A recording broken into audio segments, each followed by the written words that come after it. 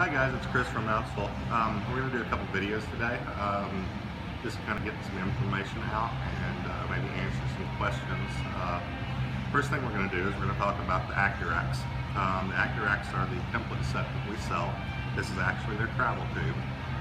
Protects them from getting ruined and makes it easy for you to get them to and from the pool room.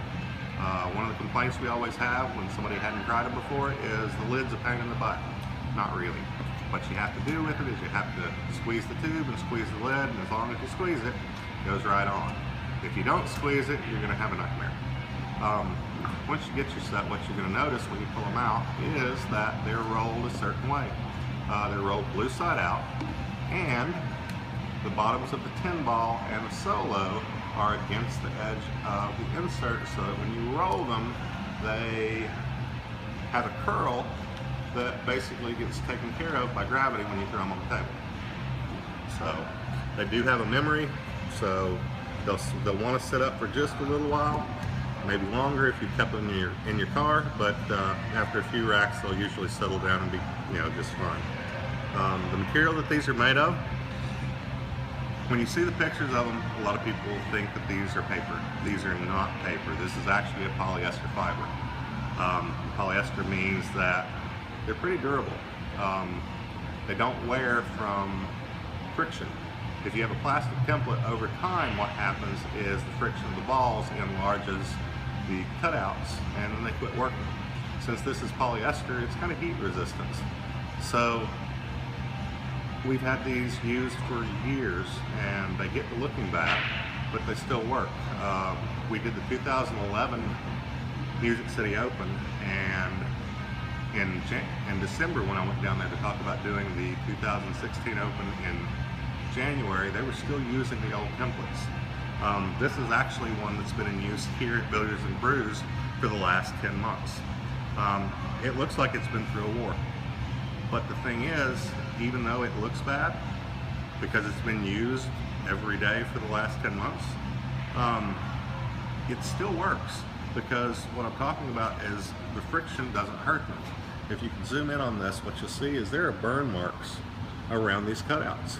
But the burns have not removed any of the material, so the cutouts are still working perfectly. So anybody that's wondered how long they'll last, I've yet to see one that wore out to the point that didn't work. It might get ugly, it might get dirty, but it's not going to quit working with you. In addition to the polyester, let's talk about the fact that they're blue. We were making them blue to match the Simonis cloth. We did a really bad job of it. What this blue actually is it is a coating on the polyester that gives it friction. So if you were to take and feel of the cloth and then feel of the rack, there's about the same amount of friction in both of them. What this means and why it's important is that the balls react off of our template like they would if you were breaking on normal cloth. That means on the break, not just the hit matters, but also the speed matters. Because if you overhit them, you're going to miss the wing ball wide. If you underhit them, you may miss the wing ball to the foot rail. Since they've got the friction, it also means that you can shoot over them with English, and the cue ball is going to draw, and the rack's going to stay on the table. One of the important changes, and while we're doing this, one of these videos is to talk about the changes we did recently. If you've got the old set, you'll notice that both the 9-ball and the solo are a little different than what we did before. We redesigned the 9-ball for this year's US Open based upon feedback from the players. We radiused the ends and we made this cutout section bigger so that when the money ball is trapped on the table, it's way easier to get it off of it without worrying about touching the ball. For the solo, what we did is completely opened up the center, and we did this hoping that Canada was going to get the World 8 ball.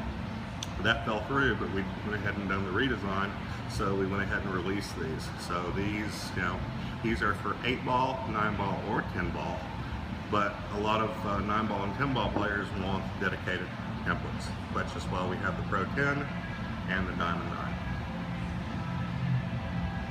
The last thing I want to talk about is, I guess, the condition of the tables and the balls where you're currently playing. one of the things when you don't get to play at home and you don't have your own rack and you don't have your own balls is that you have to deal with when was the last time the balls were replaced, or has some nut job sat there, an hour before you started playing and beat all the balls into the table to try and get them to freeze. Well, in both of these situations, because the template is acting as the cloth,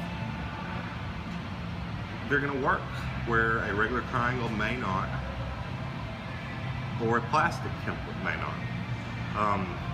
The difference in our geometry on our cutouts means that they're not static. The balls react together.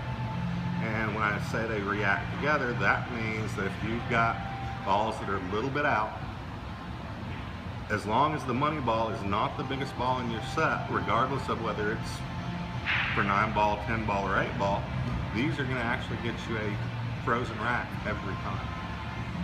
But I think that's about all I've got to say today.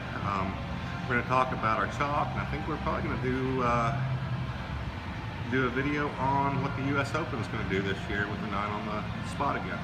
So check out the other videos.